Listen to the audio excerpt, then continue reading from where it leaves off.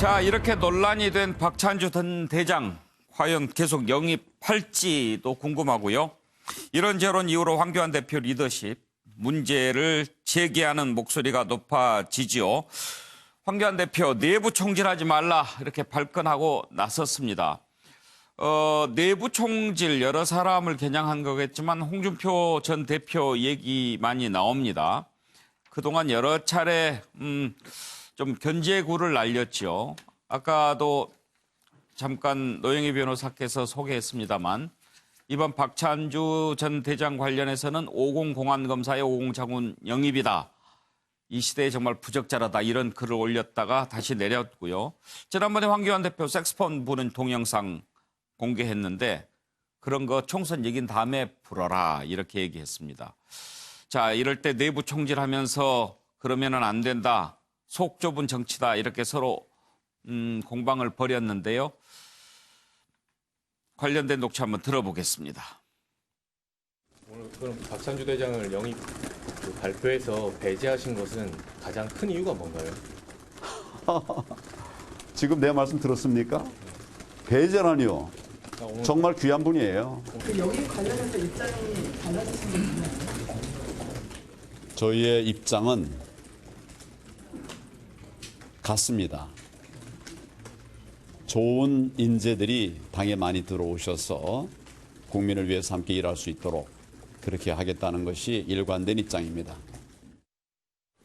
충남 천안 을로 내년 총선에 나가시겠다는 의지가 분명한 걸로 받아들여도 되겠습니까? 네, 제가 참 정치 공학을 몰라가지고 오해를 했는데 제가 뭐 인재 영입 이렇게 포함되니까 제가 무슨 비례대표에 무슨 욕심이 있는 사람으로 그렇게 매도를 하더라고요. 여러분, 저 비례대표 생각 전혀 없습니다. 오히려 비례대표라는 건 제 자유한국당 입장에서 비례대표라는 것은 저 아니어도 누군가 가서 하는 거 아닙니까? 저는 어디든지 험지에 가서 한 석을 더 차지하면 그게 자유한국당에 도움되는 거 아닌가요? 내 고향 천안을 가든지 지금 제가 살고 있는 계룡도 물론 저한테 말하는 분은 일부분인지는 모르겠지만 여기 떠나지 말고 여기서 같이 하자고 하시는 분이 너무나 많습니다. 싸우다 보면 이길 수도 있고 실수할 수도 있죠. 여러분 이길 때만 박수치고 실수한다고 뒤에서 총질할 겁니까? 이제 우리 목표는 문재인 정권을 심판하는 것입니다. 그러려면 똘똘 뭉쳐서 힘을 합쳐서 내년 4월 15일 총선을 통해서 이 정권을 표로 심판해야 되지 않겠습니까? 예. 박정희 의원, 지금 박찬주 전 대장은 출마 의사를 강하게 비쳤는데 어떻게 보십니까? 황교안 대표 마음이 안 바뀔까요? 글쎄 기자회견 시점과 황교안 대표 인터뷰 시점이 어떻게 그렇죠. 되는지는 모르겠습니다. 오늘 그래서 들은 아마 것은. 기자회견 내용을 잘 파악을 안 하신 것 같고요. 저는 박찬주 전 대장의 오늘 기자회견이 나가도 너무 나간 것이고 이 정치 현실을 너무 모른다는 얘기입니다. 그리고 한국당의 인재 영입을 한다는 것은 무슨 양쪽에 있는 극단적인 주장을 가진 사람들은 아니라 중간층에 있는 유권자들을 겨냥한 영입이거든요. 과거에 김영삼 전 대통령 때 손학규, 홍준표, 맹형규 뭐 이런 각계각층의 정말 중간층이 좋아할 분들을 영입을 했고 예. 그 이외에 뭐 김대중 대통령도 그렇고 또 이명박 대통령도 그렇고 또 과거에 또 이회창 총재 같은 경우에도 미래를 위한 청년연대라는 이런 젊음과 희망 이런 콘텐츠를 가진 사람들을 영입해서 총선 승리를 치렀는데 지금 이제 이런 정도가 돼버리면 박찬주 전 대장의 가치는 무엇인가?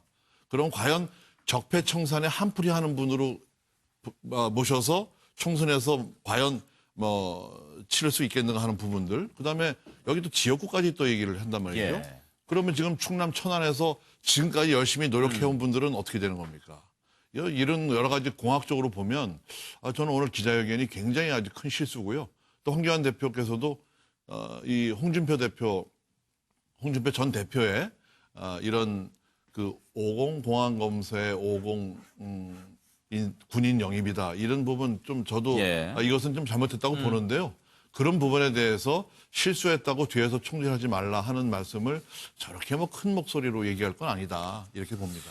예, 최진영 변호사. 그렇습니다. 저는 인재 영입이 곧 총선 공천은 아니다. 인재 영입 좋은 분들 다양하게 모아야죠. 그리고 그 분들 중에서 또 그 국민들이 원하는 사람을 공천할 수도 있고 아닐 수도 있다고 생각을 합니다. 예. 그렇다는 점에서 결론적으로 얘기를 했을 때 이와 같은 논란은 있었지만 어쨌든 간에 육군에서 대장까지 그리고 기갑부대에서 있으면서 대장까지 오른 분은 처음이기 때문에 그와 같은 군사 외교, 특히 이분 같은 경우에는 독일과 관련되는 굉장히 좋은 네트워크를 가지고 있습니다. 그렇다 보니까 이번에 물론 본인이 원한다고 한다고 하면은 특정 지역에 출마할 수도 있을 겁니다. 그렇지만 그게 아니라 한다 하더라도 영입을 통해서 그와 같은 군사 외교적 전문성을 쓴다고 하면은 다양한 어떤 보수 지형에서의 역할이 저는 있을 거라고 봅니다. 예. 그렇기 때문에 조금 더 큰 틀에서 본다고 하면은 논란이 됐음에도 불구하고 그와 같은 나름대로 분명히 역할은 분명히 있다. 그렇기 때문에 이 부분에 있어서 일단 영입한다고 했는데 지금 내치는 것 자체에 대해서도 저는 좀 부정적으로 봅니다. 예. 그렇기 때문에 이 부분을 좀 큰 약간의 흠이 있다 한다 하더라도 품을 수 있다고 하면은 그것이 나중에 중대한 인접풀 그분을 통해서 또 다른 역할을 할 수 있다는 점에서는 저는 반드시 이 부분에 있어서 이 부정적이로만 생각을 하지는 않는다라는 점도 어떻게 보면은 좀 잘 쓸 수 있는 가능성도 여전히 남아 있지 않을까. 제3의 대안도 있다고 봅니다. 제가 한 말씀 드리면요. 이번에 한국당에서 여러분들을 모셨는데 이분들은 다음 공천하고는 영입 이퀄 공천이다. 이건 아닙니다. 그렇죠. 네, 지금 예. 뭐냐면 우리 사회의 다양성과 그다음에 문재인 정권에 대한 대안 세력으로서의 한국당의 빈 곳을 채워주고 미래로 나가자 하는 그런 그 분들에 대한 인재풀 개념이고 예. 이분들 중에는 막 예를 들어서 한국당이 여당이라면 뭐 정부 기관에서 일할 사람도 있고 뭐 다른 부분에서 일할 분도 있지만 이번에 들어오신 분들은 한국당의 모자란 부분을 채워줄 분들이기 때문에 저는 아까 박찬주 전 대장이 뭐 비례대표를 얘기를 하고 천안을 얘기를 하고 계룡을 얘기하고 이거는 정치 현실을 본인 생각이니까. 너무 모르고 그걸 너무 많은 기자들 앞에서 얘기했다는 것이 예. 치명타다 저는 이렇게 보는 겁니다. 예. 박찬주 전 대장뿐만 아니라 또 청년 대표로 영입했던 분도 있고 여러 명단이 나왔었는데 그대로 좀 이런저런 논란이 많습니다. 그래서 황교안 대표 공격을 좀 받는 것 같은데요. 관련된 녹취를 좀 더 들어볼까요? 표훈 청사진 공동대표를 소개합니다. 아주 똑부러진 미래를 준비하고 대비하는 것이 그동안 한국 사회를 이렇게까지 이끌어온 한국당의 역할이라고 생각을 합니다. 그리고 청년들에게 미래 세대에게 공정한 그라운드 그리고 다양한 기회를 만들어주는 역할을 해야 된다라고 생각을 하는데 여러분들은 아마 자유한국당의 청년이 부족하다 이런 생각을 하시는 것 같은데 옛날 얘기하지 마십시오. 그렇죠? 네. 백경훈 청년 분야 영입 인사가 신보라 의원실 비서의 남편이자 신보라 의원과 대학 선후배로 돈독한 관계라는 사실이 밝혀졌다. 무엇보다 해당 영입 인사가 대표로 있던 단체 청년이 여는 미래는 신보라 의원이 영입되기 전 대표로 있었던 곳이다. 활동했던 경력도 같고 실제로 신보라 의원과 친한 선후배 사이에다 의원실 직원의 가족이기까지. 성별만 다를 뿐 사실상 신보라 2호가 들어온 것이 아닌지 의심스럽다. 이것이 세습 영입이 아니라면 무엇이란 말인가? 예, 세습 영입 이런 얘기까지 나오는데 정연남 교수. 세습 영입 뭐 하여튼 그렇게 이야기할 수 있겠습니다만 과연 이러고서도 공정과 정의를 너희들이 얘기할 수 있겠느냐? 저는 이 얘기는 할 수 있다고 보여집니다. 왜 그러냐면 지금 청년 이번에 영입 인사인데 저는 신보라 전 의원 현재 의원이죠. 예. 최고위원회 비서의 남편이다가 문제가 아니라 소위 이 사람이 지금 이른바 청년이 여는 미래라고 하는 시민단체 대표 자격이란 말이에요. 근데 공교롭게도 아까 얘기했던 그 신보라 의원 최고위원이 비례대표로 영입될 때 단체와 동일한 단체입니다. 예. 그 단체에 어떻게 보면은 단체 같은 대표를 맡은 것이고 또 후배 격이 되는 거죠. 대학 선후배 간. 그것이 결국은 무슨 얘기냐면 국회의원직이라고 하는 것이 아까 뭐 박정 의원님도 말씀하셨습니다만 이번에 영입됐다고 해서 비례대표 되는 거 아니다. 물론 그렇기도 합니다만 역시 또 영입이 될 때는 그걸 또 염두에 두고 많은 분이 들어오는 것도 사실입니다. 그러다 보니까 국회의원직을 이른바 특정 단체의 선후배들끼리 뭔가 좀 돌려받는 거 아니냐. 이런 생각을 얼마든지 비판할 수 있는 거죠. 그리고 그렇기 때문에 과연 이러면서도 공정과 정의를 얘기할 수 있겠느냐. 저는 이렇게 지금 의문을 제기하는 거라고 보여지고요. 저는 이런 근본적인 문제가 어디서 시작됐냐고 보면은 저는 조국 사퇴 이후에 뭔가 준비된 플랜이 없다, 지금. 그리고 지금 인재영입이라는 걸 내놨어요. 인재영입 카드를 내놨는데 인재영입 카드의 코드가 뭡니까? 자, 황교안 대표와 한국당이 지향하는 인재영입의 코드가 뭐냐는 거예요. 그런 것들이 대내외적으로 좀 공유가 안 돼 있다. 예. 그리고 왠지 과연 적폐 청산 뒤집기 뭐 이런 이미지로 가면 그런 인재 영입으로는 국민적 공감을 이끌어내기 어려운 것 아니겠느냐. 예. 자, 그러다 보니까 결국은 조국 소위 이른바 기간 동안에 조국 장관 논란이 계속되는 2주 동안에 자, 지지율 격차가 9%포인트까지 좁혀졌습니다. 지금 어떻게 됐습니까? 17%포인트까지 벌어졌단 말이에요. 이러면서 소위 이른바 황교안, 나경원 원내대표의 리더십 자체가 지금 위기에 빠지는 것 아니냐. 그 다른 말로 하면 다시 돌아갑니다만 조국 사퇴 이후에 전혀 준비된 플랜이 없는 것이 저는 근본적인 원인으로 보여집니다. 예. 내부 총질 하지 말라 이렇게 얘기한 황교안 대표 아마 이 민주당이나 다른 당의 공격보다도 홍준표 전 대표의 말이 더 섭섭하고 속상했는지도 모르겠습니다. 한번 그 부분 짚어볼 텐데요. 지금까지 홍준표 전 대표가 황교안 대표 공격했던 것 한번 좀 모아봤습니다. 정치 경력으로 따지면 지금 황 대표가 초보 아닙니까? 응?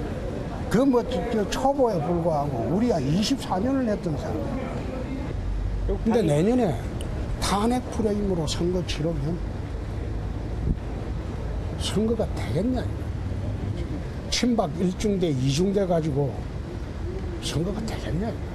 조국 사태를 거치면서 저는 참 제가 속한 자유한국당에 기대를 접었다. 이 사람들은 점잖아서 투쟁을 못한다. 가진 게 너무 많아서 투쟁을 하지 못한다. 지은 죄가 많아서 제대로 투쟁을 하지 못한다. 그런 이야기도 SNS를 통해서 질타도 하기도 했습니다만은 이제 모두 야당만을 믿어서는 안 되고. 예, 양문석 이사장. 예. 요즘에 이거 외에도 여러 가지 뭐 속 긁는 얘기들을 많이 했습니다. 예. 왜 그럴까요? 뭐 최근에 제가 좀 이 홍준표 전 대표 이야기를 쭉 들어보면 맞는 말이 많아요. 맞는 말이 많은데 오늘 저는 이제 이 과정에 있어서 황교안 대표가 좀 뼈 아프게 홍준표 대표의 지적도 좀 이제 받아야 될 때가 됐다고 생각을 합니다. 아까 우리 최진영 변호사가 박찬주 전 대장이 그대로 좀 품어서 들어왔으면 좋겠다 이제 이런 이야기를 하셨는데 아마 자유한국당을 제외한 모든 정당들이 그 이야기에 대해서 속으로 박수치고 환호할 겁니다. 만약에 그렇게 되면 아픈 기억들이 새록새록 솟아나는 많은 분들이 있겠습니까? 홍준표 전 대표가 이야기했던 또 50 검사, 50 장군 이야기가 사실상 현 황 대표를 겨냥을 했는데 왜 SNS에서 싹 내렸을까? 본인도 50 때 공안 검사 했어요. 그래서 갑자기 홍준표와 황교안이 겹쳐지면서 본인 문제 때문에 아마 내렸을 거라고 생각하는데 저는 황교안 대표에게 정말 조언하고 싶습니다. 박찬주 버리세요. 버리는 게 황교안 대표가 제1야당으로서의 역할들을 제대로 할 수 있는 것이 거라고 생각을 하고요. 예. 그리고 황교안 대표가 일단 사람 보는 것, 그 다음에 사람을 이 스카우트하는 영역에 있어서는 수준 미달이니 주위에 논의하고 최고위원들 의견 들어가면서 민주적으로 하세요. 그래야 민주정당입니다. 고맙습니다. 이경환 부대변인 양문석 이사장이 자유한국당 생각을 무척 해주는 것처럼 아주 많이 해주시고요. 일타 쌍피 같은 느낌인데 표현이 좀 안 맞나요, 이거? 죄송합니다. 뭐 마치 칭찬하는 것 같으면서도 양쪽을 다 죽이는 듯한 그런 느낌인데요. 글쎄요, 저는 과연 우리 황 대표의 리더십이 이렇게 흔들릴 것인가 저는 그리 보지 않습니다. 지금 계속 뭐 아까 무인의 순수성을 얘기했는데 저는 신인의 순수성, 신인의 순수성. 신인의 순수성. 이야기를 한번 해보고 싶습니다. 예. 지금 어쨌든 황 대표는 신인임에 틀림없거든요. 정치 신인이기 때문에 저도 정치 신인이고 신인을 거쳐본 사람들은 알 수 있지만 다른 생각을 별로 하지 않습니다. 최종적인 당의 전체적인 목적. 왜냐하면 다른 생각하지 않는 거죠. 어떤 개인적인 사익을 가능하면 배제시키려고 하는 게 원칙입니다. 그렇기 때문에 그 판단 하에서 나가가는 것인데 신이다 보니 제가 보기에 국민들의 눈높이에 안 맞는 것이 있을 수는 있어요. 그리고 뭐 물론 일부는 여당의 어떤 폄하 내지는 뭐 이런 게 있을 수가 있는데 비판 내지 이런 것이 있을 수는 있지만 어쨌든 제가 봐서는 신인으로서의 한계와 능력을 다 같이 보여주는 단계다. 저는 이렇게 보고 있거든요. 예. 이런 과정에서 홍준표 전 대표께서 저는 건전한 비판을 하고 있다고 봅니다. 건전한 비판. 당내에서는 항상 비판이 있게 마련이거든요. 비판이 없으면 오히려 또 죽은 정당이라고 얘기를 하지 않습니까? 그래서 건전한 비판까지는 정당에 수용을 해야 되되 만약에 당대표를 흔들려고 하는 악의적 의도를 가진 비판이라면 문제가 있다. 저는 이렇게 보고요. 아직까지는 저는 건전한 비판 속에서 당이 어떤 나아가야 될 바를 제대로 찾아나기 위한 어떤 아픈 과정이다. 저는 예. 이 정도로 말씀을 드리고 싶습니다. 네. 노영희 변호사. 일단 저는 순수하다라는 표현하고 인재라고 하는 그 표현이 정확하게 뭔지 국어 공부를 좀 다시 해야 되지 않을까 생각이 듭니다. 순수가 알아보니까 마음속에 사사로운 욕심이나 불순한 생각이 없음 이렇게 나오는데 과연 이 순수라고 하는 표현이 지금 이런 모든 상황에 적당한지 일단 궁금하고요. 또 인재가 무엇인지에 대해서도 좀 제대로 된 개념 정의가 필요하지 않을까 싶습니다. 더 중요한 건 이제 홍준표 전 대표 얘기를 해보면 홍준표 전 대표는 기본적으로는 황교안 현재 당대표의 리더십이나 정책 방향 등에 대해서 매우 안타깝게 생각하고 상당히 못마땅해 하는 게 아닌가라는 생각이 지금 들고요.